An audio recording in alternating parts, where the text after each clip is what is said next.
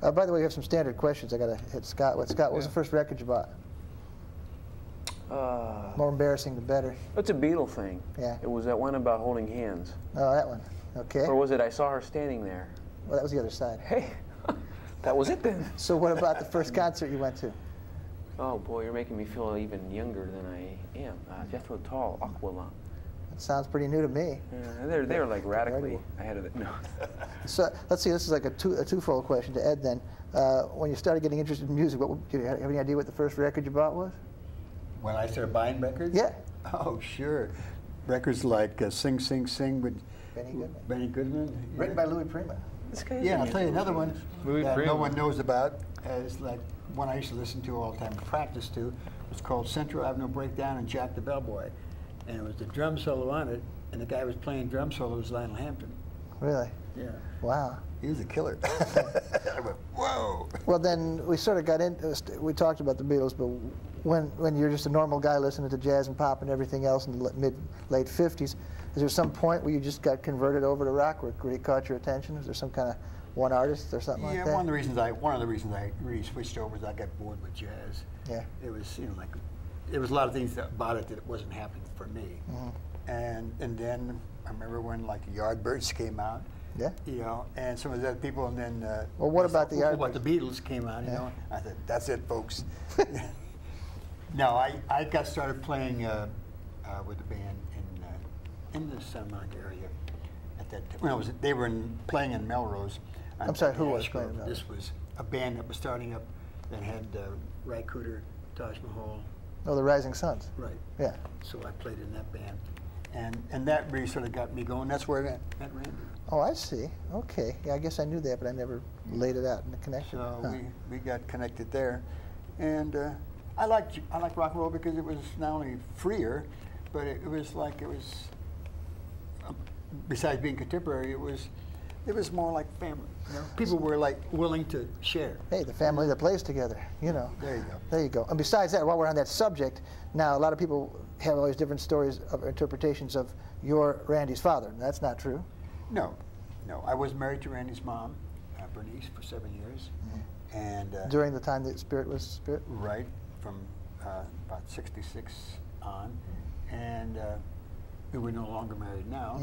But that story sort of kept on. Yeah. And so, you know, Randy and I have a very special relationship, you know. And cool. Yeah, he's like a son. Cool. Speaking of Randy's relationships, that segues into the fact that you played a lot with Jimi Hendrix way back when, like when you were just a kid. In 1966, I was 15 years old, and I met Jimmy in a music store in New York. We had just moved back there. And Cass was doing a jazz gig somewhere in New York, and I met Jimmy in a music store, and we hooked up spiritually, mentally, and he invited me to play with him. That was his first solo gig at a place called the Cafe Wha, W-H-A, in Greenwich Village, Bleecker and McDougal. And we played for 3 months together, 5 sets a night, every night of the week except Sunday, until the guys from the Animals came down, and the Rolling Stones, Chas Chandler, and they wanted to take him to England. Jimmy wanted me to go with him, but I was too young, too small. So I stayed. And we drove back in our green Chevrolet back to California and started up Spirit. So it worked out well.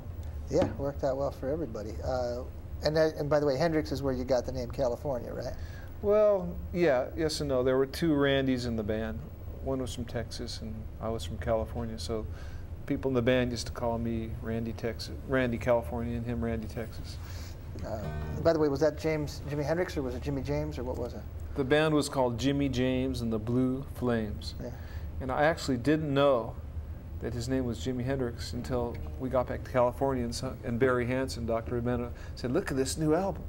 I said, "Well, that's the guy I just played with in New York. His name's not Jimi Hendrix, it's Jimmy James." And I put it on, and I heard the guitar style, and I said, "Yeah, that's the same guy." Well, Red House is a song that Hendrix played, and it's something that you played too.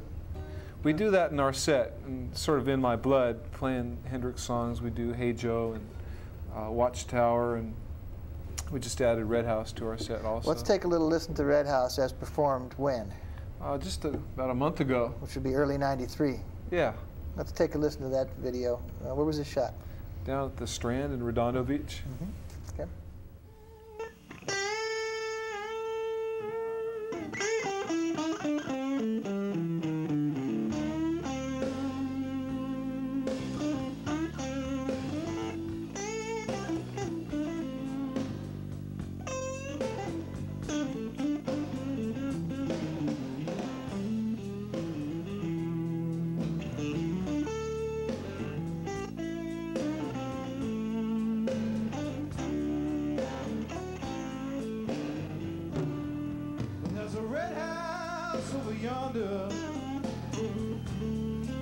That's where my baby stays.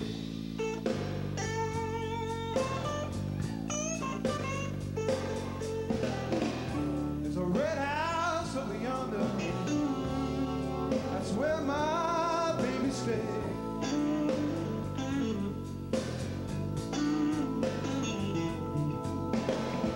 Ain't been to see my baby in about a 99 and a 1/2 day.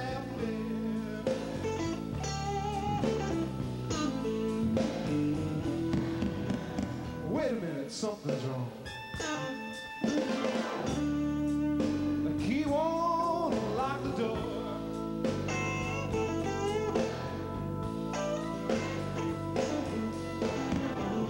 Oh, wait a minute, something's wrong. The key won't unlock that door.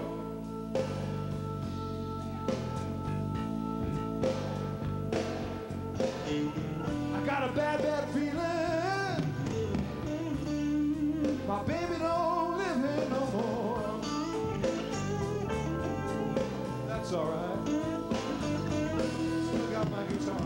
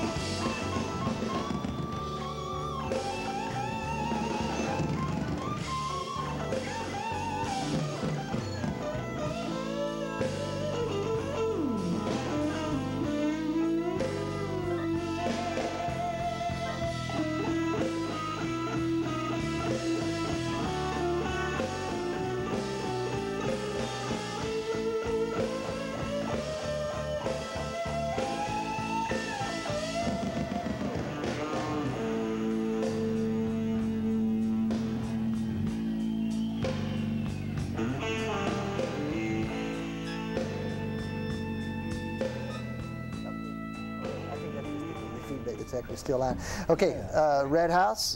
Todd Everett. Hi, Todd.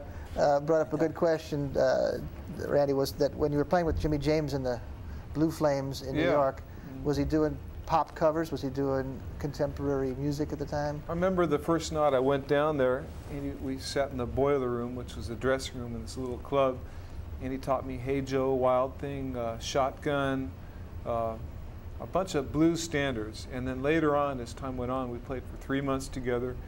He started writing original songs. One of them was called, he called it look over yonder, and I think it ended up being Laughing Sam's Dice. And so as time went on, there were actually real rehearsals called, and he started writing songs.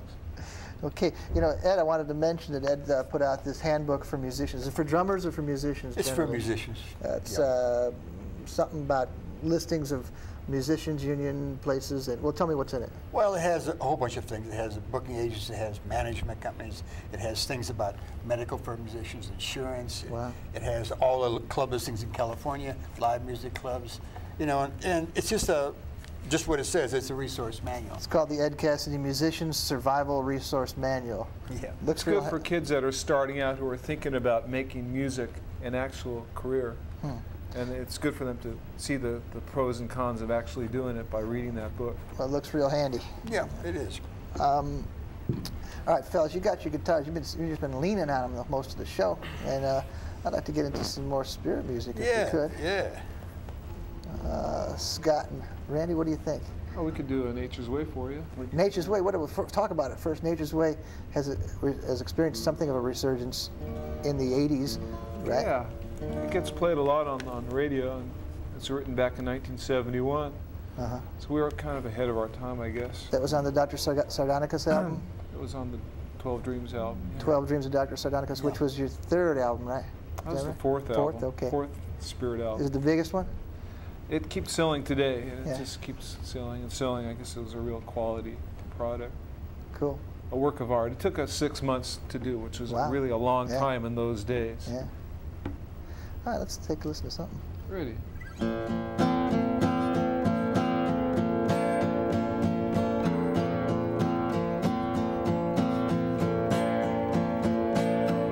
Nature